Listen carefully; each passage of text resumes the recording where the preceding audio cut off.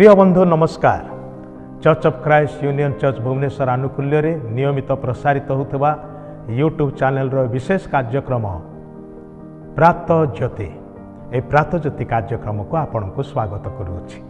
ए कार्यक्रम द्वारा आपणकर जीवन रे आपण आशीर्वाद प्राप्त होउछंती, उत्साहित होउछंती, आपण प्रेरणा पाउछंती। आमने सेति पाई प्रभु को धन्यवाद देउ। ए कार्यक्रम मध्य आपण जदि ए पर्यंत सब्सक्राइब करि नाहंती आज ही ताहा करिवा पाई भूलंतु नाही।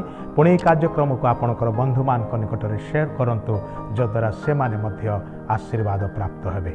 आम माने ए प्रातः काल रे प्रभु ठारू पाइथिबा ए समय सुजोग को नहीं अल्प समय ताहांक वाक्य ध्यान करिथाओ जहा आम मानकर दैनंदिन जीवन पाई आवश्यक अटे। आम माने एठारे मध्य ईश्वरंकर से विषय को आम माने देखि थाओ जे ईश्वर आम पाई जहा योजना करिसेंते से योजना को जानिबा पाई आम माने चेष्टा करिथाओ जद्वारा कि आम मानकर ए जीवनटी आशीर्वाद प्राप्त हबो, अन्य मानक पाई आशीर्वादर कारण हबो एवं सर्वोपरि ईश्वरंकर महिमार कारण हबो। से उद्देश्य रे ए कार्यक्रमटी आम माने प्रसारित करूछु। आपणकर सहयोग सकाशे आपनको आम माने धन्यवाद देउछु। आज आम माने एक विशेष विषय नहीं कि चिंता करिवा ताहा होची सुनिबा विषय रे।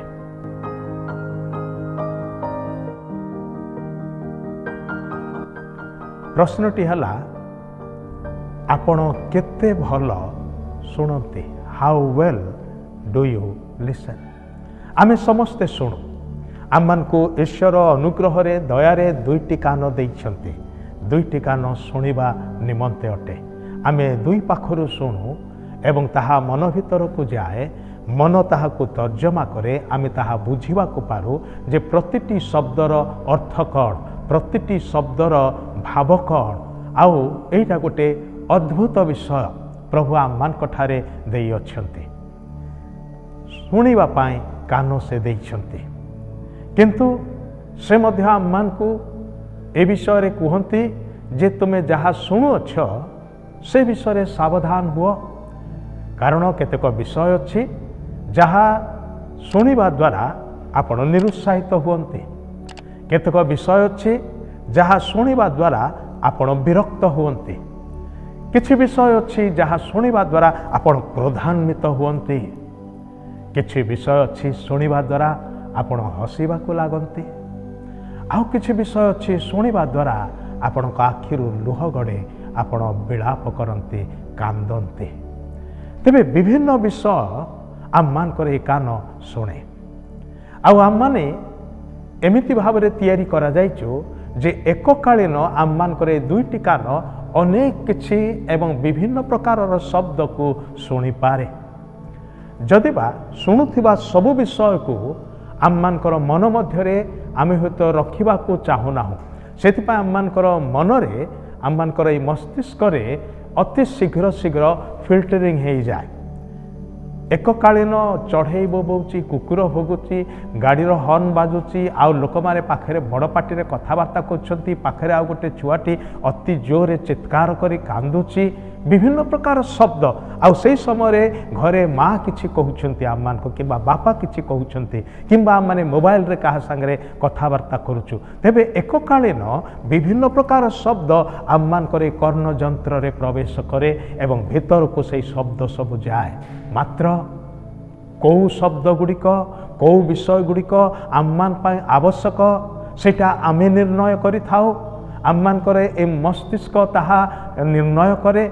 जहाँ जहाँ आम माने इच्छा करू, आम मान कर हृदय जहाँ जहाँ चाहे जे एटा मो पाई जरूरी, आमे से विषय गुड़िक प्रति ध्यान दो, ताहा मन देई कि सुनु एवं जहाँ जहाँ मान कर जीवन पाई मूल्यवान अटे से गुड़िक आम माने मन रखिया पाई यत्नवान हेई थाओ। किंतु ईश्वरंकर वाक्य रे प्रभु जीशु एक कथा कहि अछंती, जहार कान अछि से सुनो। मार्क सुसमाचार तार 4 अध्याय 23 रु 25 पदरे से विषयटा को स्पष्ट करी कहते। से लोक मान को शिक्षा दौथिले, स्वर्ग राज्य विषय से मान को बुझौथिले, किंतु केतेक लोक मन देकी शुणुथिले, आउ केतेक लोक खामख्याली भाव शुणुथिले। अनेक समय सेमती हुए ना कि आमे मध्य सब विषय को ध्यान देकी शुणी न थाओ, କେତେକ ବିଷୟ ଖାମଖିଆଲି ଭାବରେ ଶୁଣୁ। କିନ୍ତୁ ଯେତେବେଳେ କିଛି ଗୁରୁତ୍ୱପୂର୍ଣ୍ଣ କଥା କୁହାଯାଏ, ଜୀବନର ସମ୍ବନ୍ଧୀୟ କୌଣସି ବିଶେଷ କଥା କୁହାଯାଏ, ଆମେ ସେଥିପ୍ରତି ଧ୍ୟାନ ଦେବା ଆବଶ୍ୟକ। ଆଉ ପ୍ରଭୁ ଯୀଶୁ ଯେତେବେଳେ ସ୍ୱର୍ଗ ରାଜ୍ୟର ବିଷୟ କହୁଥିଲେ, ଅନନ୍ତ କାଳର ବିଷୟରେ କହୁଥିଲେ, ଅନନ୍ତ ଜୀବନ ବିଷୟରେ କହୁଥିଲେ, କେତେକ ଲୋକ ଖାମଖିଆଲି ଭାବରେ ଶୁଣୁଥିଲେ। ସେଥିପାଇଁ ପ୍ରଭୁ ଯୀଶୁ କହିଲେ, ଯାହାର କର୍ଣ୍ଣ ଅଛି ସେ ଶୁଣୁ। ଏବଂ ତାପରେ ପରେ ଏ କଥା ସେ କହିଲେ, କ'ଣ ଶୁଣୁଅଛ ସେ ବିଷୟରେ ସାବଧାନ ହୁଅ। କାରଣ ସବୁକିଛି ଶୁଣୁଥିବା ବିଷୟ, ଶୁଣାଯାଉଥିବା ବିଷୟ ଆମମାନଙ୍କର ଉପକାର ନିମନ୍ତେ ନୁହେଁ। କେତେକ ଆମମାନଙ୍କୁ ଭୟଭୀତ କରିବା ନିମନ୍ତେ କୁହାଯାଏ, କେତେକ ବିଷୟ ଆମମାନଙ୍କୁ ଛାନିଆ କରିବା ପାଇଁ କୁହାଯାଏ, କେତେକ ବିଷୟ ଆମମାନଙ୍କୁ ନିରାଶ ହତାଶ କରିବା ପାଇଁ କୁହାଯାଏ। ସେହି ସବୁ ବିଷୟ ପ୍ରତି ଆମମାନେ ସାବଧାନ ହେବା ଦରକାର। ଈଶ୍ୱରଙ୍କ ବାକ୍ୟରେ ଗୋଟେ କଥା ଲେଖା ଅଛି, ତୁମମାନେ ଶୁଣ, ମନ ଦେଇକି ଶୁଣ ଏବଂ ସଦାପ୍ରଭୁଙ୍କର ବାକ୍ୟ ଶୁଣ। ପ୍ରଭୁ ଯୀଶୁ ଖ୍ରୀଷ୍ଟଙ୍କର ବାକ୍ୟ ଶୁଣ, କାରଣ ତାହା ଶୁଣିଲେ ହୃଦୟ ମଧ୍ୟରେ ଏକ ନୂଆ ବିଶ୍ୱାସ ଜାତ ହେବ, ଏକ ଜୀବନର ଉଦ୍ଦେଶ୍ୟକୁ ପାଇପାରିବ, ସ୍ୱର୍ଗୀୟ ଜୀବନକୁ ବୁଝିପାରିବ। ସେଥିପାଇଁ ଈଶ୍ୱର କ'ଣ କହୁଅଛନ୍ତି ତାହା ଶୁଣିବା ନିତାନ୍ତ ଜରୁରୀ ଅଟେ। ଈଶ୍ୱର ପୁରାତନ କାଳରେ ଆପଣାର ସୃଷ୍ଟ ବିଷୟବସ୍ତୁ ଦ୍ୱାରା ସେ ଆପଣାକୁ ପ୍ରକାଶ କରିକି କହିଲେ। ସେ କିଛି କହିଲେ, ଲୋକମାନେ ସେଥିରୁ ଅଳ୍ପ କିଛି ବୁଝିଲେ, ସବୁ କିଛି ବୁଝିପାରିଲେ ନାହିଁ। ତାପରେ ପରମେଶ୍ୱର କ'ଣ କଲେ ନା, ସେ ଭାବବାଦୀମାନଙ୍କୁ ପ୍ରେରଣ କଲେ, ସେମାନଙ୍କୁ ମୁଖପାତ୍ର କଲେ, ଆଉ ସେମାନେ ଈଶ୍ୱରଙ୍କ ଠାରୁ ଶୁଣିଲେ, ମନୁଷ୍ୟମାନଙ୍କ ନିକଟରେ ପ୍ରକାଶ କଲେ। ଈଶ୍ୱର କ'ଣ କହିବାକୁ ଚାହୁଁଅଛନ୍ତି ତାହା ମନୁଷ୍ୟ ଶୁଣିବାକୁ ପାରିଲା, ଜାଣିବାକୁ ପାରିଲା ଭାବବାଦୀମାନଙ୍କ ମାଧ୍ୟମରେ। କିନ୍ତୁ ଶେଷ କାଳରେ ଈଶ୍ୱର ତାହାଙ୍କର ଏକମାତ୍ର ଅଦ୍ୱିତୀୟ ପୁତ୍ର ପ୍ରଭୁ ଯୀଶୁ ଖ୍ରୀଷ୍ଟଙ୍କ ଦ୍ୱାରା କଥା କହିଅଛନ୍ତି। ଆଉ ସେ ଏଇ କଥା ଲୋକମାନେ କହନ୍ତି, ହେ ଲୋକମାନେ, ଏ ଆମ୍ଭର ପ୍ରିୟ ପୁତ୍ର, ଏହାଙ୍କର ବାକ୍ୟ ଶ୍ରବଣ କର। ସମୟ ଆସିଛି ଆମମାନେ ପ୍ରଭୁଙ୍କର ବାକ୍ୟକୁ ଶୁଣିବା ଆବଶ୍ୟକ। କାରଣ ଈଶ୍ୱରଙ୍କ ବାକ୍ୟରେ ଲେଖାଯାଏ, ତାହାଙ୍କର ବାକ୍ୟ ଶୁଣିଲେ ଈଶ୍ୱରଙ୍କ ଠାରେ ଆମମାନଙ୍କର ବିଶ୍ୱାସ ଜାତ ହୁଏ, ଈଶ୍ୱରଙ୍କ ଠାରେ ଆମମାନଙ୍କର ବିଶ୍ୱାସ ସୁଦୃଢ଼ ହୁଏ ଏବଂ ତାହା ଜୀବନ୍ତ ହୋଇ ଉଠେ। ଆମମାନଙ୍କର ଜୀବନ ବଦଳିଯାଏ, ସ୍ୱଭାବ ଚରିତ୍ର ବଦଳିଯାଏ, କାରଣ ଈଶ୍ୱରଙ୍କ ବାକ୍ୟରେ ସେହି ଶକ୍ତି ଅଛି। ଅତଏବ ତାହାଙ୍କର ବାକ୍ୟ ଶୁଣିବା ନିତାନ୍ତ ଜରୁରୀ ଅଟେ। ଈଶ୍ୱରଙ୍କର ବାକ୍ୟରେ ଜୀବନ ଅଛି। ସେଥିପାଇଁ କୁହାଗଲା, ଜୀବନ ବଞ୍ଚିବା ପାଇଁ କେବଳ ରୁଟି ଯଥେଷ୍ଟ ନୁହେଁ, ଜୀବନରେ ବଞ୍ଚିବା ପାଇଁ ଈଶ୍ୱରଙ୍କ ବାକ୍ୟ ଜରୁରୀ ଅଟେ।